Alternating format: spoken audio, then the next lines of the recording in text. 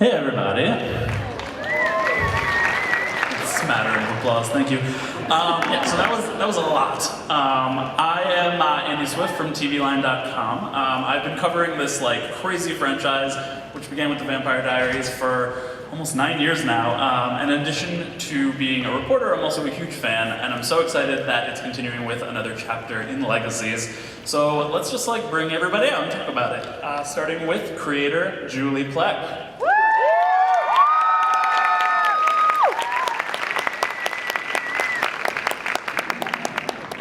The Tribrid herself, Danielle Rose Russell.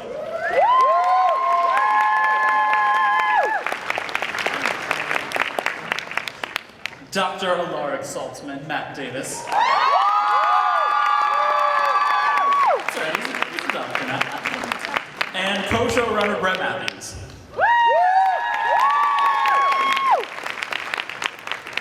You're on my Insta story. My sober Insta story. Everybody's got to have one. Now, I kind of want to start this panel with a little flashback. Almost exactly a year ago today, we were up here for the original's final panel, when you announced that it was going to be the final season. Everybody was crying. Charles Michael Davis crying the most handsome tears I've ever seen in my life. Did you know, Julie, at that time that it maybe was not the end? Yeah, I did know. I mean, we didn't know officially until we all knew officially in May when they told us, but I knew that everybody was really excited about the idea of doing this project and that there was a lot of support behind it at the studio and the network. So I had my fingers kind of very, very crossed. Very cool. Now, when I came out here, I mentioned that this franchise has been going on for 9 years. We're like approaching a decade of the Vampire Diaries here. Is that can you even like fathom that? Well, we decided that Danielle was like barely born when this all started, so that was the big shocker. You know what? It's cool. Like it's cool to step into the stage of the Salvatore house, built on a new stage, but knowing that all that wood and all the floors and all the furniture will have seen 8 years of history on the Vampire Diaries and is now moving, and it's still there, and so you feel Ian's smirk, or Paul's hair in the bones of the set, and I kind of love it. Now I really need to come to set. And you've always wanted to do. You and I have spoken. You've always really wanted to do like a boarding school show at some point. So is this kind of like in so many ways it really is like a full circle thing for you? Totally. I didn't go to boarding school. I went to public school. So movies like Dead Poets Society always kind of like captivated me, and then obviously Harry Potter captivated all of us. And so I like to say that this show is like my love letter to Harry Potter and to Buffy, frankly, delivered in the package of our vampire universe. Yeah. And Matt, we were talking earlier about how officially now, Alaric is the only character who has appeared on all 3 shows. Did you ever think that like he would be the thread that ties this all together? No, I've been pleasantly surprised. We were talking earlier when Alaric was first brought on in season 1, it was only supposed to be like a 4-episode arc. And so to be on this journey with Julie and everyone else for the last 9 years has been great. So yeah, I'm glad that Alaric pulled off the hat trick. He's been in everyone, weaving his way through, driving everyone crazy. So yeah, it's great. I'm thrilled that we get to do this trilogy, to complete the trilogy now. It's not a spin-off, it's a trilogy. For now, it is a trilogy, for now. You're gonna make that happen, aren't you? You're gonna make that work. I am. It's a trilogy. So I'm just glad that we get to tell the story, because I don't think it was finished, and I think this will bring it to completion as well. I would say it was definitely not finished. And we saw quite a few new faces up there. Can you kind of intro us to a couple of the new characters that we can expect to get to know? Yeah, we've got a great new group of people. We have a character named Landon, who you guys saw quite a bit of in that promo, because he actually is introduced on this Wednesday's episode, which is our second to last episode of the originals. So you'll get a quick look at him then, and now he is one of the ensemble of Legacies, along with the Saltzman twins at age going on 16, going on 40. and definitely a product of their upbringing. There's a lot of Caroline Forbes in those girls, and there's a lot of sassy saltsmen. So I'm excited about that. And then a new character who's not yet related to anybody in the Vampire universe named MG, who's just a wonderful, wonderful spitfire of energy and a vampire on the show. And then we actually just finally cast our missing piece, a character Raphael, who's a werewolf, hot werewolf with anger management issues. And we just literally 24 hours ago cast Peyton Alex-Smith, who's, Wait, who? Google him, he's very handsome. A handsome werewolf on this show? I can't believe I have it. to Google him. Right now? Hold on, Matt is Googling his new castmates. Peyton Alex, is that what it, P-E-Y? Yep. All right. Oh, yeah. You can all start Googling. Danielle, I mean, Hope is finally, she's had a love interest on the originals, but he was a jerk. And so, are you looking forward to spending some time with maybe a nice human? Am I looking? I'm sorry, I was focused on Matt's reaction. Yeah, he's very handsome. He's very handsome. Good job. All right, he'll fit in nicely. Are you looking forward to kind of getting to play a romantic relationship with somebody, with a nice human boy? Well, do we know that yet, though? I don't know. We don't know if he's nice. I am. Last season of the originals, Hope screamed and cried a lot, and she went through a lot, and she has gone through a lot since the 2 years that we pick up from the originals. And so, even with what we've shot so far, we're on day 3 of production. It's been really nice to see Hope kind of have a little bit of normalcy. Hope has no friends, and so it's nice to actually get to infuse my own teenage experience in my role. It is. That's really sad. Aww. Right? Everyone here will be your friend. I'll be your friend. I'm your friend. Oh no, I mean I have friends. Oh, okay. I meant. I swore I was going to go easy on her. Given that you mentioned, Julie, you mentioned Caroline earlier. I think there are a few Caroline Forbes fans in the house. She's the headmistress of this school. She's got twin daughters there. I imagine we've got to at least, hear her name, if not see her face a few times. Yeah, 100%. We will hear her name a lot, and if I get my way, we'll see her face as often as we can, and over the course of a long series. So I know that Candace loves the character and also is loving her time off. We'll negotiate. Well, I guess if in the meantime Alaric is flying solo as single father to these two girls, we saw him handle them as young girls. But what's the dynamic now that they're teenagers and can talk back? Well, that was the most exciting thing for me when I read the script for the first time, was seeing the personalities of my daughters emerge as these spicy little teenage girls and watching Alaric realize what he's in for. So I love the relationship between Alaric and his daughters. Their personalities are so great, and to see that specificity come out, because I've just been used to them pretty much being toddlers. So that I love that relationship, and then you'll see that Alaric has also sort of a fatherly relationship with Hope, and that creates a bit of an attention struggle between his daughters and Hope. And that watching Alaric, facilitate those different relationships and the positions it puts him in is going to be fun to see. That is fun. There are actually quite a few, Mystic Falls residents, since we are going back to Mystic Falls, repping the Timberwolves with the shirt. Was that football, or that was football, right? Oh yeah. Big on sports. Can we expect other? I know we got Sheriff Donovan out there pounding the pavement. Yes. Is it sort of like an open invitation? Like you want everybody to come if they're available? Yeah, 100%. Doors open. Doors open. Just let me know. Let me know you want to be on it, and I'll write you on it. And then if you make me pay too much, I'll write you out of it. Great. That's so good. What about other, there were so many iconic places in Mystic Falls that people remember. I know there was a lineup there about them crashing the dances at the local high school. Should we expect, is the town itself going to play a large role in the show? It will, for sure. I mean, and we'll see Mystic Falls High School again. I think it's fair to say, based on the script we just finished.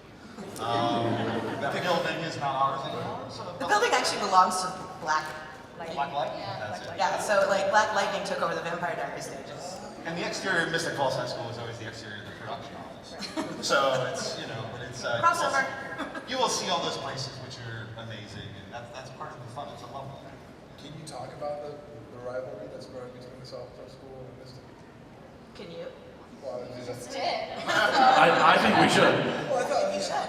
Yeah. No, you'll see that. It's good.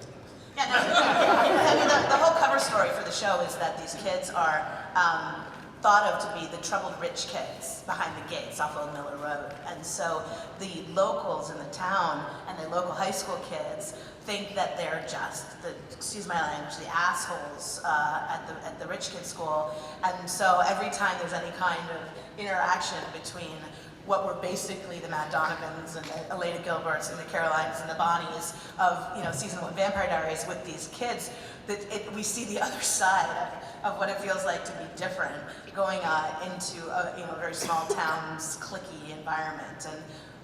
And we did actually we named a character Dana as an homage, and I do believe you, Brett, can spoil. What line did you put in episode 2?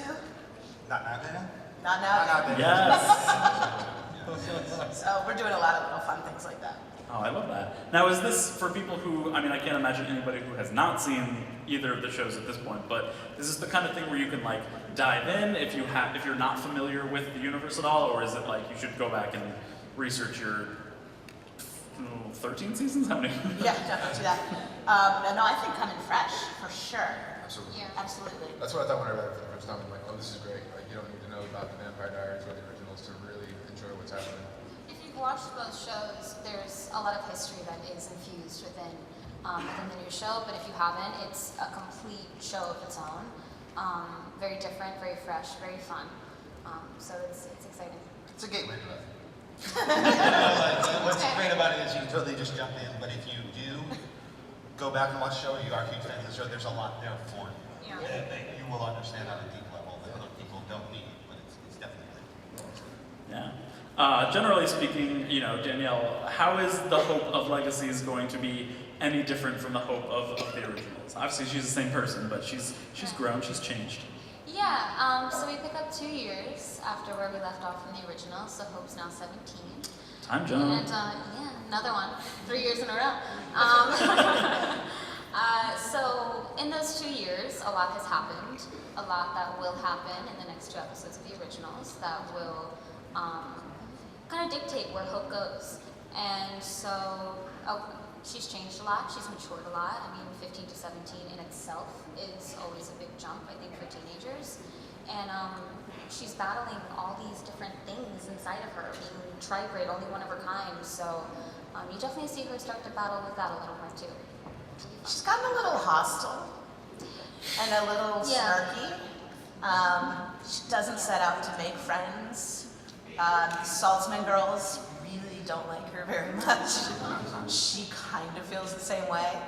So there's a lot of good, fun, new, sassy flavor to Hope that I'm really excited about right now. Laura, please get your daughters in line. Sorry.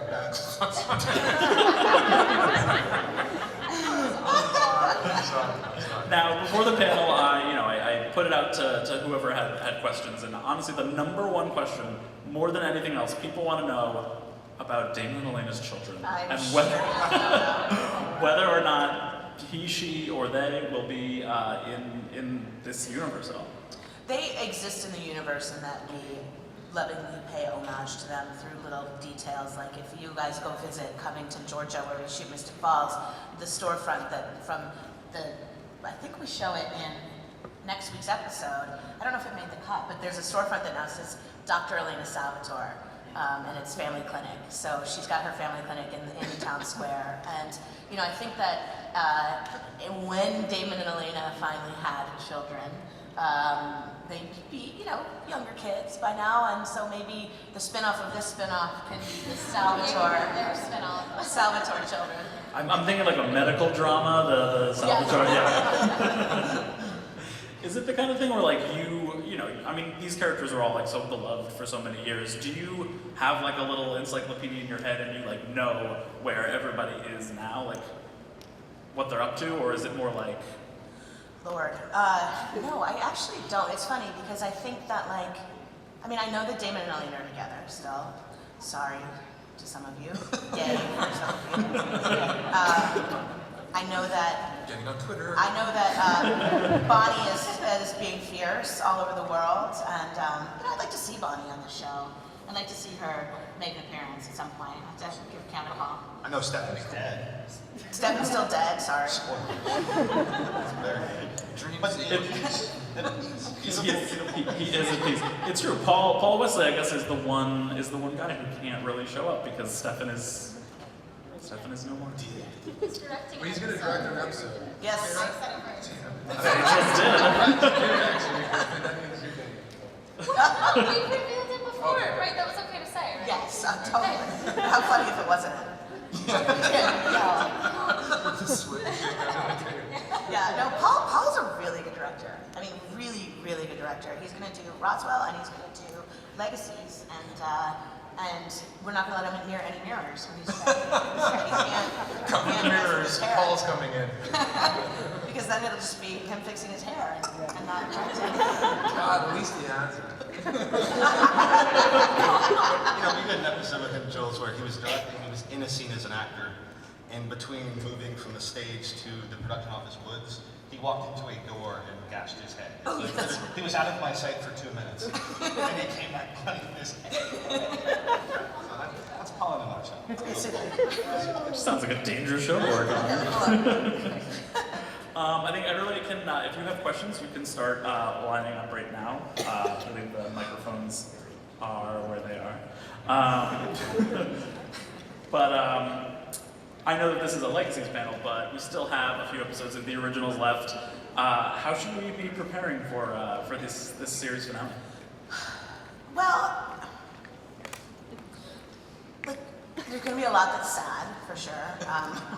There's going to be a lot that's beautiful. Beautiful and sad, and actually beautiful and happy. There's going to be some really wonderful happy endings, and then there's going to be some really beautiful, if not tragic, endings. And I think that that's the point when you look at this family that's lived for 1,000 years in this cycle of codependency and dysfunction and abuse, and have like found their way back to each other time and again, to be able to bring that family journey to its completion and to understand exactly what's going to happen to each of them. I'm really proud of it. Definitely not going to get on Twitter when it's over, but I hope you guys enjoy it, because we crafted it very lovingly with the idea of these characters, honoring them in the best way possible. Yeah, and Danielle, you didn't know, I mean, when you filmed this finale, you didn't know necessarily that you were going to be coming back as Hope again, so what was that experience like, potentially saying goodbye? It was stressful, okay? For a year, it's been stress. But I'm very happy to be here. But I think the way that they ended with Hope's character was like perfect, you know? It was like enough to either say goodbye to the character or like open a new door. So that's what I can speak for Hope, but I'm not speaking for anything else. Well, I'm glad we went with opening the new door rather than leaving it closed. What about Alaric shows up in the last two, right? Yes. What can we? How is it stepping back in for that? Are you on the last one or just the second to last one? Just the Second to last. second to last. Yeah. Second, yeah, Okay. second to last. Sorry, we literally stopped filming in December of last year, so it's Yeah, you'll see a lot. it's fun. We'll see. You will see Alaric. We will see Alark in Wednesday's episode. We see the school, the Salvatore school, in the sort of time in between the Vampire Diaries timeline and where Legacies begins. And Josie and Lizzie are actually like 13-year-old girls and already sassy. And Klaus needs a favor from them, and so they negotiate against the great Klaus Michelson. It's sort of fun. That's another thing that kind of blows my mind, and must be really hard for you to keep track of, is like the timelines of everything, because like technically like the Vampire Diaries ended like after all of this, maybe, because like jump forward a little bit? Do you have? Yeah, you know, I was so specific about the timeline in season 1, like to the point of like not writing for holidays and not writing for seasons, because like every episode took place in one day, the next day, the next day, the next day. So I think that if you do the math, the timeline of season 1 is like 18 days maybe. And then I realized that like ultimately, whilst the super smart and awesome and dedicated, committed fans like to do that math, 99% of the rest of the world doesn't even think in math terms like that, so I just stopped worrying about it. So I really, I'm like, they were like, originals is kind of technically set in the future, which means Legacies is really set in the future. I'm like, sorry, you know. Alaric is 40 now. So. Alaric is 40. Yeah, so it's been 12 years since the end of the Vampire Diaries ending, because the girls were 3 and now they're 15. Where the originals fits into that, it's been 2 years since the end of that. How those maths add up, yeah, I can't. That was a lot of math. Yeah. Everyone should be using phones that don't exist. There's no way Right, to yeah. protect them. Yeah, So exactly. it's, Yes. All right, let's get some questions from the audience. Hi. Hi. So my question is, you guys mentioned a time jump. I was wondering how Klaus factors into that time jump and what Hope and Klaus's relationship is going to be in Legacies. Hope and Klaus's relationship is going to be entirely predicated on the ending of the originals. Whether they end beautifully, terribly, whether she rejects him, whether he sacrifices something for her, like, you're just going to have to wait and see about that one. All right, thank you so much. Looking forward to the finale. Sorry, I'm nervous. I wanted to ask, because obviously I saw in the promo, Elijah makes an appearance. Is there going to be any other original family members? I basically have like this full open door policy. I was joking about it earlier, but what I have said to everybody is like, I would love to see any faces that we can see over the long course of this series, not as a way of being cute or gimmicky, but because they're part of our universe. And I think that that the original family and the aunties and the uncles and the friends from New Orleans are absolutely welcome to join us, as are any of the Mystic Falls folk.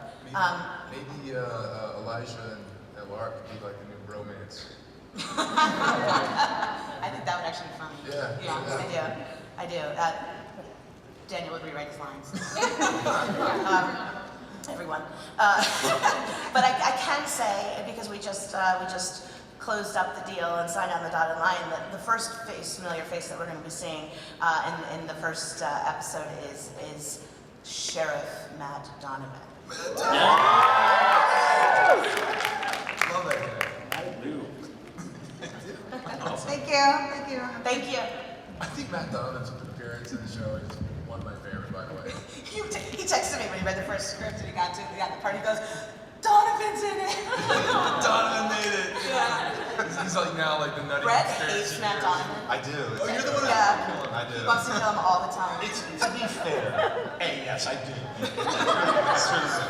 But I also think to us, it's like, we've had him dead for a night or two over the course of the 7 or 8 years I've worked with Julie.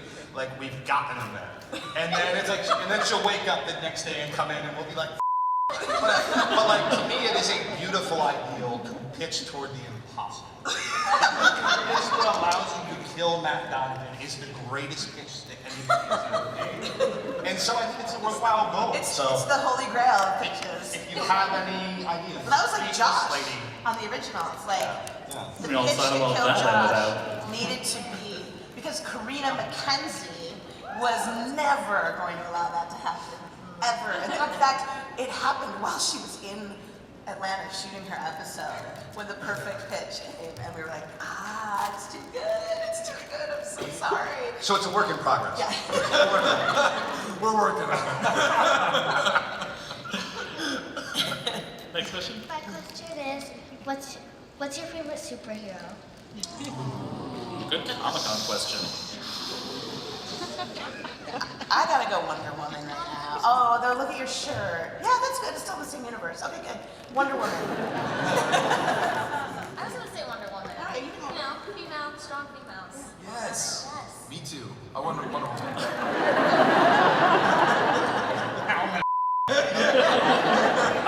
I'm also like a geek, so Marvel Universe, definitely Daredevil, and the DC Universe, the Tim Drake Robin.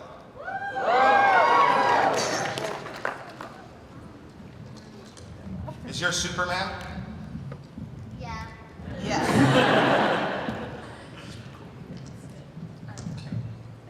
Hi, I just want to say I love you guys so much. We love you too.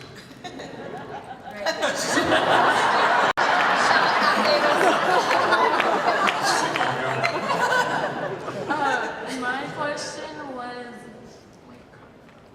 You got this. You have a pitch how to kill Donovan, and we're waiting. You had it. We actually have a lot of time because usually first season shows, they show you the whole pilot and then we talk for like 10 minutes. But we don't have a pilot because we didn't make one, so we have to talk for like 38 minutes. And you guys like don't know us that well yet, so take your time. Line up. okay, I remember. Oh yeah. So my question was, is there a chance of us like seeing Klaus as like being more of a father figure to like Hope and stuff in the show? Klaus is the absolute best version of what Klaus can be as a father figure by the time we get to the end of the originals, and it's really been part of his journey. Because if you remember in the very first episode, he didn't really care about having a child. In fact, didn't want one, and really only came around to it for selfish reasons. He was a king who wanted an heir. But Hope is Klaus's legacy, and hence the name of the show. All of these kids are the legacies of the parents that brought them here, and I like that. How did we come up with the name Legacies? I wanted the Legacies because I was like the Vampire Diaries, the originals, the Legacies. And then I think it was Mark Pedowitz who was like, that doesn't make any sense. I'm like, it kind of does, like if you think about it. And then I thought, it doesn't totally either, phonetically. I think I wanted to go with like Legacy Falls. Yeah, shoot, that's right. I totally didn't give you credit. Matt Davis texted me. You were not totally, but kind of. You texted me like a list of like 6 titles, and one of them was Legacy Falls. Yeah. And so I was looking at it, I'm like, I don't like that, but Legacy was This is our working relationship in a nutshell. The word legacy was born out of you. So, hey, how about that? That's how I found out this was all going. Short story about that. So when the day that it was like the CW cut off, I had done like several sizzle reels of this, and I remember like at the very last one, they did the title card and it was Legacies, and no one had known that because I was the only one in the room doing it. And so I was like, people were tagging me on Instagram and like, oh my God, there's this new account called CW Legacies, and I was like, oh. Yeah, that's how I like knew. I knew that day. And so I was at a mall and I kept getting tagged and I was just like, is this show going? Is this what it's called? And I was like, no one else knows that except for me. I was like, it has to be going. And I like screamed in this mall. People thought I was like an idiot. But no, that's how I found out. Via being tagged Yeah, on social via- media, which is really how we're all finding out everything. In social media. I feel like that's very appropriate for this franchise that you found out through social media. Yeah. Well, that's how you find out you're canceled now, too. You're minding your own business. You're minding your own business and someone like tags you like, sorry, your show's gone. People are so nice.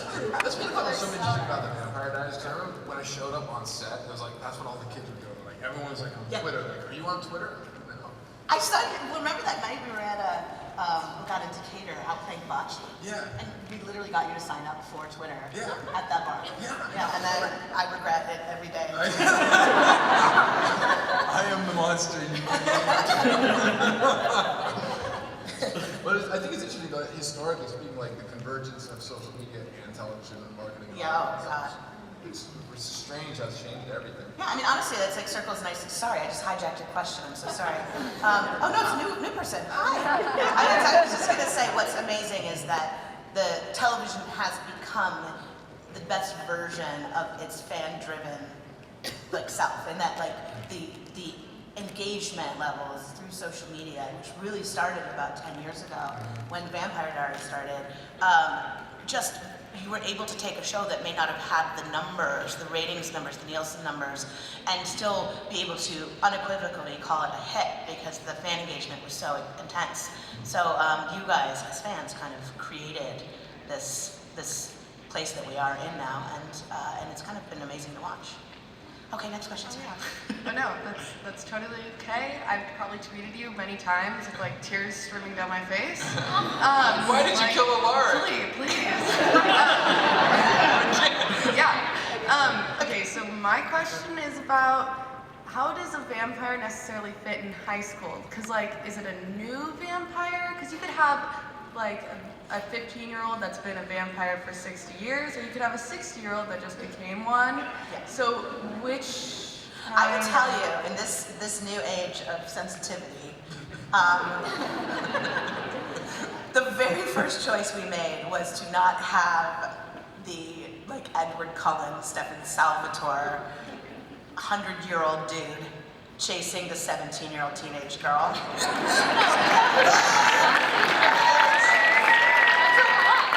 You did write that dynamic. What are you talking about? I know. This show will. The vampires that are students at the school will be of the appropriate age. Always good to know. Does that apply for Alark too? Or is there a headmaster? Alark is asexual. He's just focused on the task at hand. Next question. Hello. Hello. First of all, Julie, you know I love you, but I'm still mad about 7. My question's actually for Matt, because we were just talking about you reprising your role of Alaric. Yes. And Reese Witherspoon just announced a Legally Blonde 3. Do you think there's room for Warner?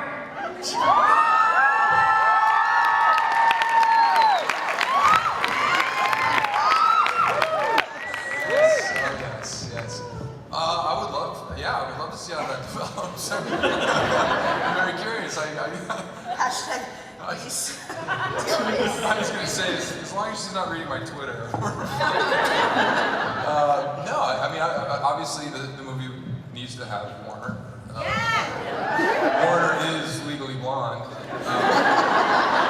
So it only makes sense. I don't know. I would totally make that happen. Like if Matt came to me and he's like, "Oh my God, you guys, Reese called and Warner lives," I'd be like, "I can write you out for you. I can totally."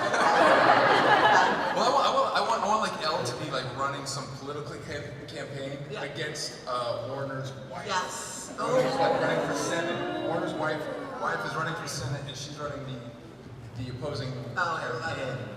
And he's sort of like the. Well, yeah, he's like the sort of kept man. Like King Michelle of the kept We've man. dreamed about this for a long time. Just fantasize. I know the writers who they hired to write it, so I'm gonna be like, sending them a little. Here, Matt Davis is. If you want your movie to be a success. Next question. Hi. So first, I just had to say I took a Facebook test and it said that Alaric would have been my Mystic Falls husband. So I had to Oh, that's actually not great news for you. His wives don't end well. But my question's for Julie. I just wanted to say, obviously I'm obsessed with Vampire Diaries and all the spin-offs, and I just want to know, is there something you were obsessed with, a character, a movie, or film, or comic? Growing up, or just like yesterday?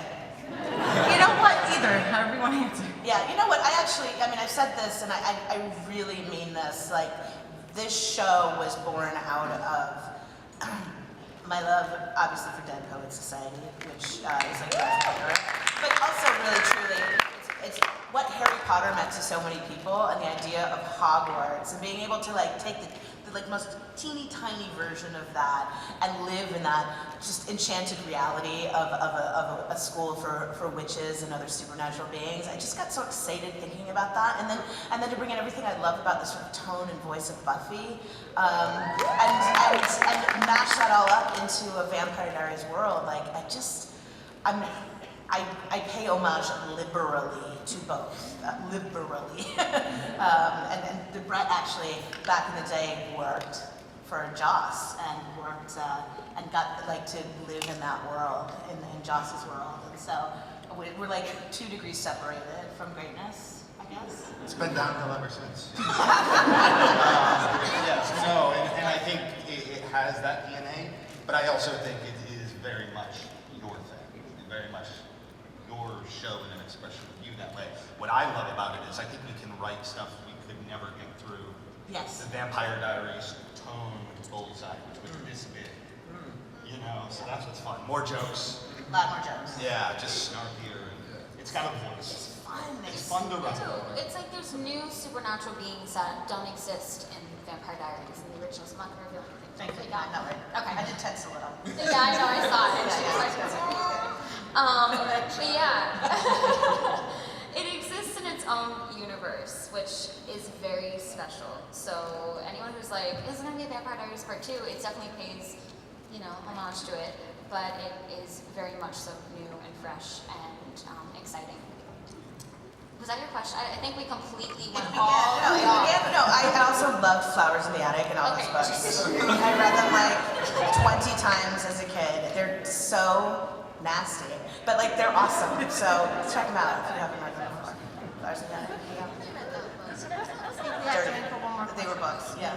Dirty. Yeah. Super. Next question. Hi.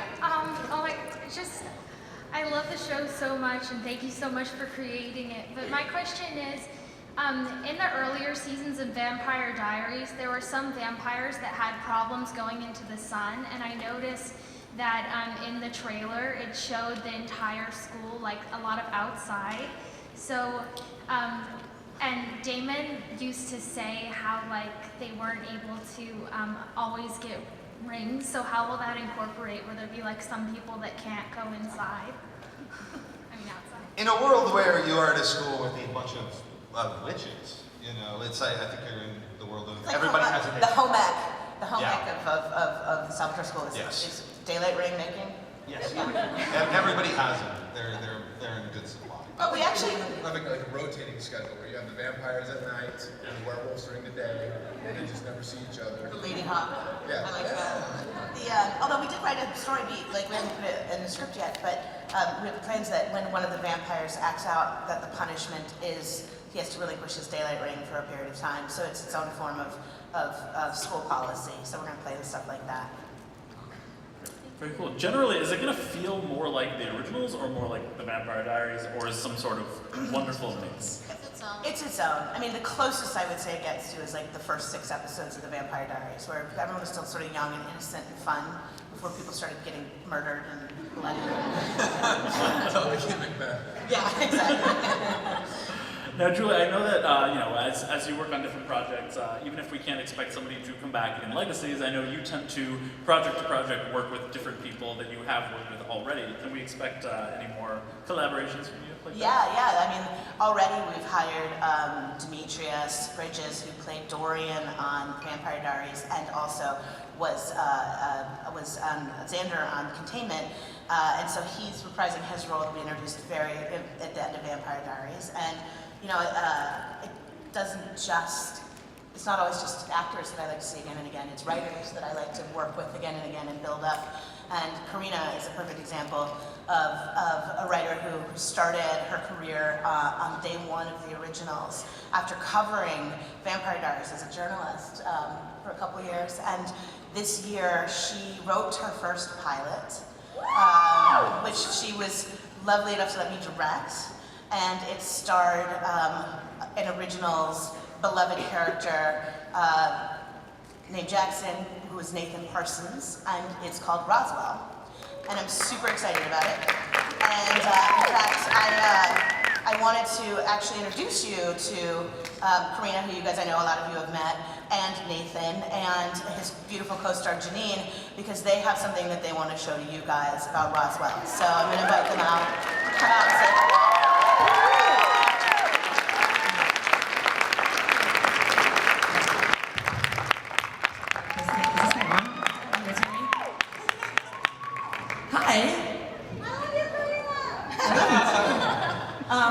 I'm Karina McKenzie. I'm the VP of Roswell, New Mexico. You guys know Nathan as Jackson. And we're super excited to introduce the newest member of our little Julie Pug family. This is the magical Janine Mason. And I convinced these two to join me on Roswell. Roswell, New Mexico, and we actually weren't even supposed to be at Comic-Con. This is all very, like, spur of the moment. But we got really sick of waiting to show you guys the first footage from Roswell. And so we thought we might just hijack these guys' panels, because, like, they're family, and that's what we do. So we're really excited to show you guys the very first footage, and I hope you like it. Thank you, guys.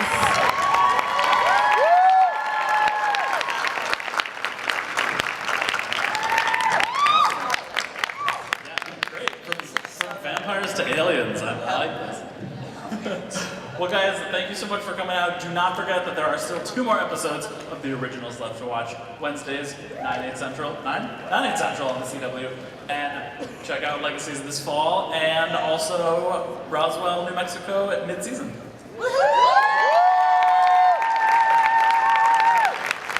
For more from San Diego Comic-Con, you better click right here in this box, and also please subscribe, because we do things like this and dress up for you.